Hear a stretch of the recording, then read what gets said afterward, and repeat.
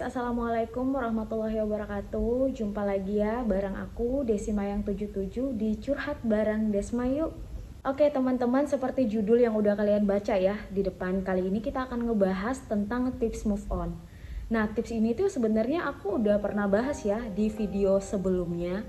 Cuman kali ini aku pengen ngebahas hal ini tuh lebih detail lagi.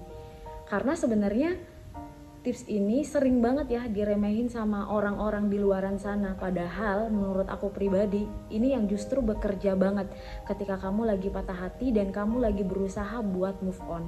Tapi sebelum aku lanjut ya ke penjelasan dan apa yang aku mau sampaikan sama teman-teman, seperti biasa jangan lupa ya buat like, subscribe, dan juga nyalain notifikasinya biar teman-teman gak ketinggalan video-video terbaru dari aku.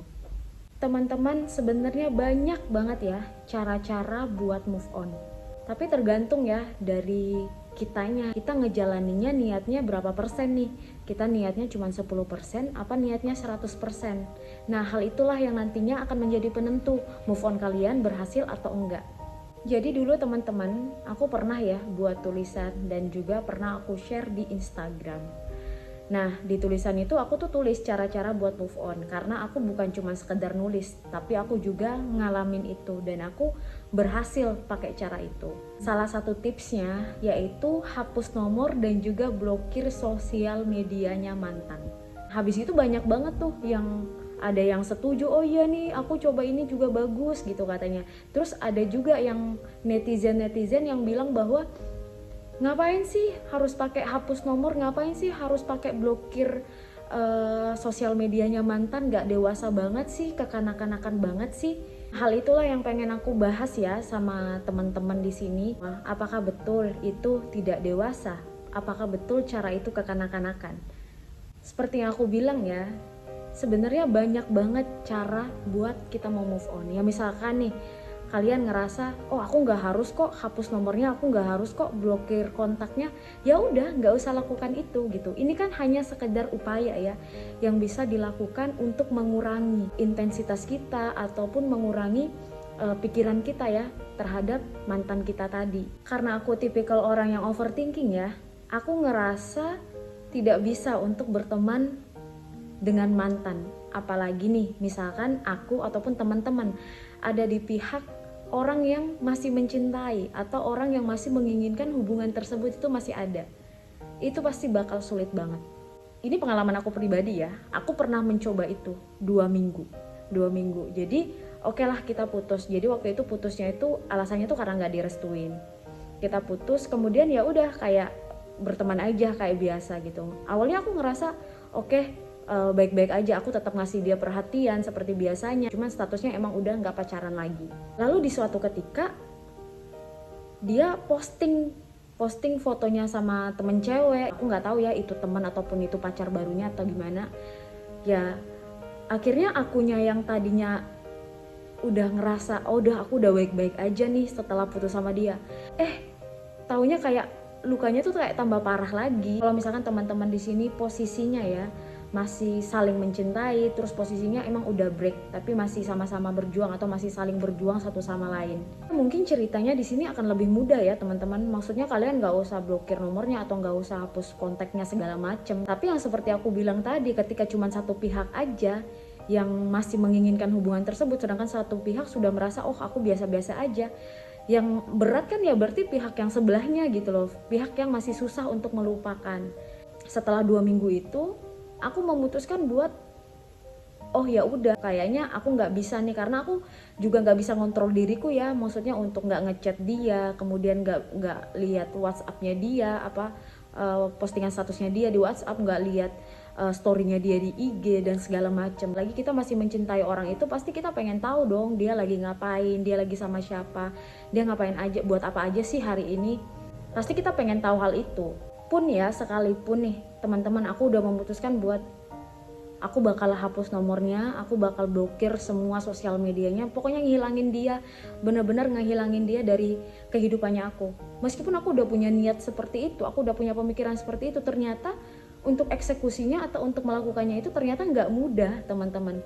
Aku masih dilema berhari-hari, gimana ya, apa aku harus hapus semua chat kita. Kan banyak banget ya kenangan-kenangannya yang sometimes mungkin kita masih sering lihat ya, ketika kita lagi kangen kita pasti lihat nih, dulu kita chatnya apa aja sih, atau dulu DM-nya apa aja sih, ngirim postingan apa aja sih ketika kita kangen gitu. Tapi sebenarnya justru hal itu yang menghambat kita nih untuk move on, atau menghambat kita untuk lebih cepat sembuh dari luka masa lalu kita. Daripada aku nggak nyaman, daripada aku galau terus, daripada aku masih ngarepin dia banget, sedangkan di satu sisi mungkin dia udah membuka hati buat yang lain, aku akhirnya membulatkan niat buat melakukan hal itu.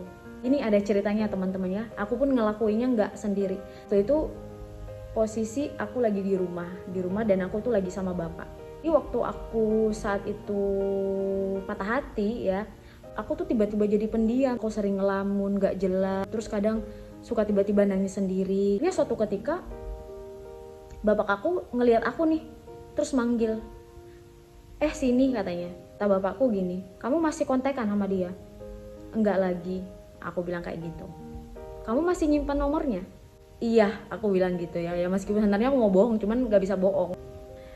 Akhirnya bapakku bilang kayak gini, mana sini HP kamu. Aku kan udah takut ya mau diapain nih. Terus katanya buka handphonemu gitu. Habis itu aku udah buka. Sekarang cari nomor dia, terus hapus. Itu pun di depan bapakku tuh aku kayak, aduh hapus nggak ya, kayak ngerasa bimbangnya itu, kayak nggak rela gitu buat dihapus. Aku memutuskan ya udah bismillah, aku hapus. Ya meskipun sebenarnya hati kecil aku tuh nggak pengen dan nggak ingin hal itu.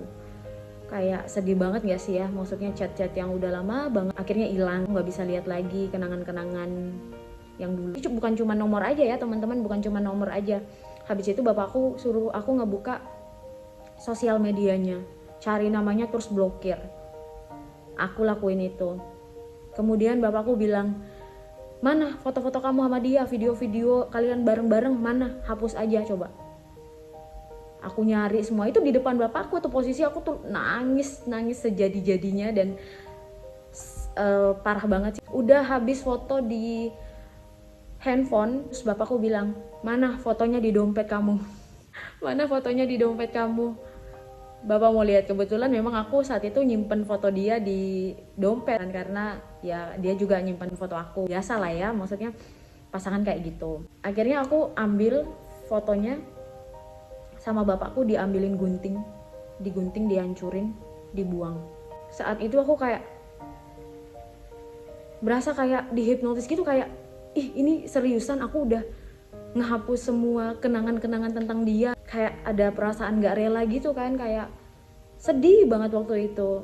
Tapi ya udah, aku ikut aja yang dimau sama bapak, karena yang namanya orang tua ya, aku yakin orang tua itu pasti ingin yang terbaik juga buat anaknya. Dan saat itu udah aku ikhlas, udah dihapus semuanya. Malamnya aku tidur itu nangis masih kepikiran, tapi kayak lebih plong. Karena aku udah nggak ngelihat chat-chat kita yang dulu lagi, aku udah nggak stalking sosial media dia lagi, udah nggak lihat status pembaruan dia yang di WhatsApp lagi. Aku sedih tapi aku lebih plong, karena selama ini aku nggak bisa mengendalikan diriku buat stalking dia. Akhirnya sekarang ya aku udah benar-benar kehilangan semuanya, aku udah nggak bisa ngelihat dia lagi. Dan setelah beberapa waktu berlalu, aku baru ngerasa bahwa ternyata itu luar biasa banget berdampak sama diri aku. Ya sometimes aku mungkin masih kepo dia lewat akun teman, tapi lebih bisa terkontrol dan gak sesering waktu aku masih menyimpan nomornya dan masih berteman sama dia di sosial media. Bahkan nih teman-teman, lebih parahnya, aku tuh saking bener-bener trauma banget, sampai Facebook ya, kita tuh temenan Facebook. Aku bukan hapus atau ngeblok akunnya dia, sampai Facebook aku itu aku hapus. Ya saking kayak ya udah hilang aja semuanya gitu. Aku takut masih sering lihat dia, karena waktu itu di Facebook aku bukan cuma berteman sama dia aja, tapi juga ada sama temennya, kemudian ada juga sama keluarganya. Bahkan teman-teman ya, dulu aku jujur maksudnya dulu itu aku sering ngechat sama dia tuh pakai aplikasi lain. Aku nggak blok dia, tapi aku uninstall aplikasinya. Ya udah, ya bener-bener hilang. Dan setelah melakukan hal itu semua, teman-teman, aku ngerasa bahwa itu bener-bener ngefek ke aku dan berdampak ke aku. Karena yang aku bilang tadi ya, karena aku tipikal orang yang overthinking, ya ternyata hal ini tuh bekerja ke aku dengan menghapus nomornya, dengan memblokir semua sosial medianya. Dan aku udah komit juga sama diri aku.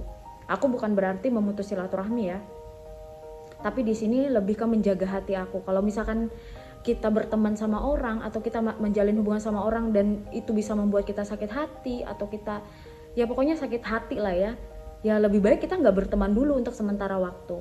Kalau nggak salah aku pernah dengar itu dari ceramahnya Ustadz Felix ya gitu. Dan ya benar yang dikatakan sama Ustadz Felix, daripada kita pura-pura ngejaga silaturahmi, nggak apa-apa meskipun mantan aku masih mau tetap jalin komunikasi yang baik kok, nanti juga bisa sembuh kok dengan sendirinya, nanti juga kita bisa sama-sama menerima keadaan sendiri.